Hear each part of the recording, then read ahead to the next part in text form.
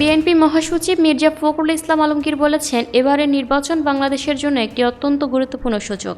দীর্ঘ 15 বছর ধরে দেশের মানুষ প্রকৃত অর্থে ভোটাধিকার প্রয়োগ করতে পারেনি। গত 3টি নির্বাচনে বিএনপি অংশগ্রহণ করেনি, আর একটিতে অংশ নিলেও ভোটের ফল আগেই নির্ধারিত ছিল। 2024 সালে নির্বাচনের সময় আমরা সবাই কারাগারে ছিলাম, কিন্তু এবার পরিস্থিতির পরিবর্তন হয়েছে। সুযোগ এসেছে একটি সুষ্ঠু ও গ্রহণযোগ্য নির্বাচনের। তাই এবারের ভোটে কোনো ধরনের ছলছাতুরি, জালিয়াতি বা কারচুপির সম্ভাবনা নেই বলে মন্তব্য করেন তিনি। বৃহস্পতিবার ঠাকুরগাঁও 1 নির্বাচনী এলাকায় আকচা ইউনিয়নের ফাড়াবাড়ি উচ্চ বিদ্যালয় মাঠে অনুষ্ঠিত এক পথসভায় এসব কথা বলেন মির্জা ফখরুল। তিনি বলেন, বর্তমানে যে সরকার দায়িত্বে রয়েছে তারা একটি নিরপেক্ষ সরকার এবং তারা একটি সুষ্ঠু নির্বাচন আয়োজন করতে আগ্রহী। ছাত্র জনতার আন্দোলনের ফলেই আজ জনগণের ভোট দেওয়ার সুযোগ সৃষ্টি হয়েছে।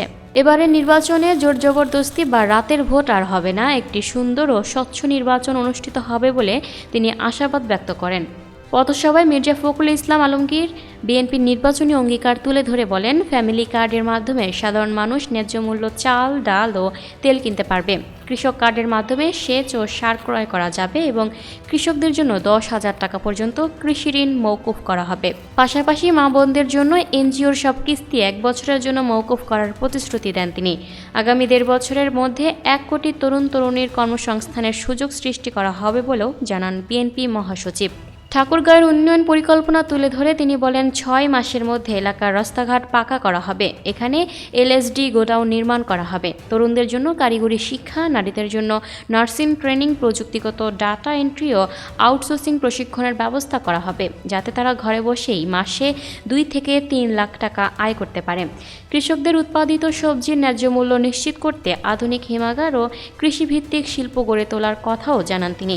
ঠাকুরগাঁওয়ের বিমানবন্দর চালুর বিষয়ে মির্জা ফখরুল বলেন, আগে মানুষের আয় বাড়াতে হবে। আয় বাড়লে বিমানবন্দর চালু করা কঠিন হবে না। তবে সবার আগে তিনি উন্নত মানের একটি হাসপাতাল নির্মাণ করতে চান, যাতে এলাকার মানুষ এখানেই উন্নত চিকিৎসা সেবা পায়। সাম্প্রদায়িক সম্প্রীতির ওপর গুরুত্ব দিয়ে তিনি বলেন, হিন্দু মুসলমান সবাইকে ঐক্যবদ্ধ হয়ে থাকতে হবে। হিন্দু সম্প্রদায়ের উদ্দেশ্যে তিনি বলেন, আপনারা নির্ভয়ে ভোট কেন্দ্রে যাবেন। আমাদের শরীরে 1 বিন্দু রক্ত থাকতে আপনাদের কোনো ক্ষতি হতে দেব না। তিনি আরও বলেন, এটি তার জীবনের শেষ নির্বাচন। তাই হিন্দু মুসলমান বৌদ্ধ খ্রিস্টান সবাইকে ধানের শীষে ভোট দিয়ে তাকে কাজ করার সুযোগ দেওয়ার আহ্বান জানান। আপনাদের আমানতের খেয়ানত করা হবে না, এমন প্রতিশ্রুতিও দেন তিনি। পথসভায় জামায়াত ইসলামী প্রসঙ্গে মির্জা ফখরুল বলেন, 1971 সালে জামায়াত পাকিস্তানি হানাদার বাহিনীকে সহযোগিতা করে বাংলাদেশের স্বাধীনতা রুখে দিতে চেয়েছিল। তারা কখনোই দেশের গণতন্ত্রের পক্ষে ছিল না। তিনি বলেন, স্লোগানের রাজনীতি শেষ, এবার কাজের রাজনীতি করতে হবে। তারেক রহমানের পরিকল্পনার কথা উল্লেখ করে তিনি আবারও ফ্যামিলি কার্ড, কৃষি কার্ড ও ধানের শীষে ভোট দেওয়ার আহ্বান জানান এবং সবাইকে ঐক্যবদ্ধ থাকার অনুরোধ করেন।